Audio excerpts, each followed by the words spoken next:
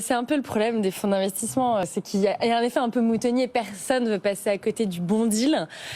Tous les fonds d'investissement vous disent tout le temps, moi j'ai raté machin, moi j'ai raté Cézanne, moi j'ai raté un truc.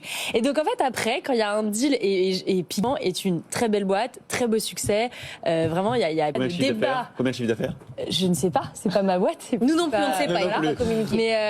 Mais ce que je veux dire, c'est que néanmoins, cet effet moutonnier, en fait, il faut apprendre, quoi. Enfin, les mecs qui ont perdu je ne sais combien de millions de milliards dans Klarna, quand ils ont fait des levées, jusqu'à faire un downturn 7 fois moins cher parce qu'ils avaient survalorisé l'asset, bah, en fait, apprenez. Et le problème, c'est que les fonds ont la mémoire extrêmement courte. Et paradoxalement, ils demandent aux entrepreneurs d'avoir la mémoire très longue et très résilient. Et puis nous, on doit pouvoir s'adapter. Donc un jour, il faut faire de l'hypercroissance. Le lendemain, il faut faire de la bottom line.